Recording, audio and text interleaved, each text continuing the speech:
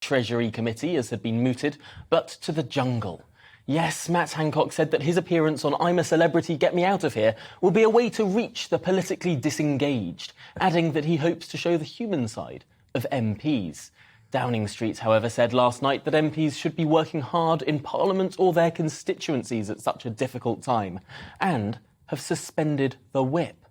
But what is life like in the jungle? What is to come for our former Health Secretary? I'm delighted to be joined live in the studio, not only by Ben Glaze, but now Christopher Biggins as well, legendary actor and indeed winner of I'm a Celebrity 2007. Yeah. So, first of all, what can Matt Hancock expect as he, I believe, is currently flying to Australia? What's that experience going to be like for him? Horrendous. I mean, that flight I remember vividly because you don't know what is going to happen to you. You know the programme. You know what you could be going through. First of all, I have to say, I think it's a brilliant booking by I'm a Celebrity, Get Me Out of Here. I mean, I think it really is. However, I think it is appalling that he's going. I mean, we are in the worst troubles ever in this country, and a politician is going to do a show called Celebrity Get Me Out of Here. I think it's ridiculous. If I was a constituent of his, I would be absolutely furious. I mean, it's wrong. He should be here doing his job, which he's paid for. And, you know, I don't know what he's getting paid. They say he's going to give it all to charity. Well, we'll soon find out if he is. But it's wrong. It is extraordinary that, I say, just about every single newspaper has this man's face on it this morning. I suppose this programme hasn't got this kind of media coverage in quite some time. It's quite a coup. No, but I mean, he is a high-profile politician, you know. I mean, when I was there, the only person was a girl called Janice Dickinson, who was an American model who everyone was going wild about.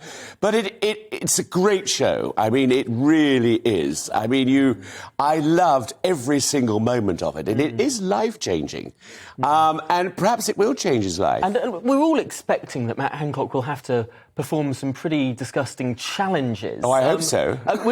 Which, of course, you did too. What was the most peculiar thing you had to eat on that programme? Well, I did have to have eat a kangaroo's penis, which I did. At the time, I said on camera I had worse things in my mouth.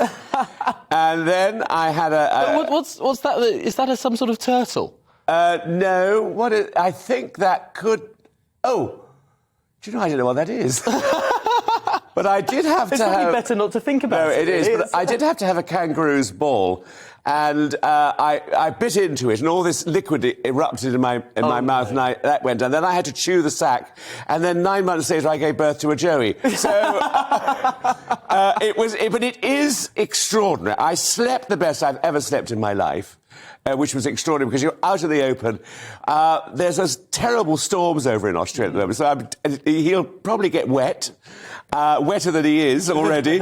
And if you enter into it, it's a great experience. And he's got a great group of people. I don't know what they're going to think, though. I mean, it'd be very interesting to see their reaction to him. And, of course, he's saying that he wants to promote his dyslexia campaign. Yes. He sees it as a huge opportunity to speak to millions of people, more than 10 million people a night, the most watched programme when it airs. I suppose that is an opportunity for him. And some might say, let's bring Ben Glaze in now as well, because some might say that the role of an MP isn't just to trundle through those voting lobbies in Parliament. It's also to promote causes, to represent those causes. And surely there's an argument that going on the television is part of that. He doesn't want to promote dyslexia. He wants to promote himself. Yeah. He's a shameless MP. Of course. There's a massive cost of living crisis in this country, and he's going literally halfway around the world, being paid, we're told, about 350 grand, and he hasn't said he's going to donate it all to charity. He said he's going to donate some of it to charity, to dyslexia charities and a hospice in his Suffolk constituency. But he should be in Parliament. He has a platform. You know, 650 MPs is a very privileged position. It's very difficult to get on some of those shortlists in constituencies. He got there. You know, he's been in the cabinet. He has a platform to make these cases about dyslexia and any other issues he wants to. He doesn't need to go on television to do it. This is all about... suspect he's accepted that his frontline political career is over.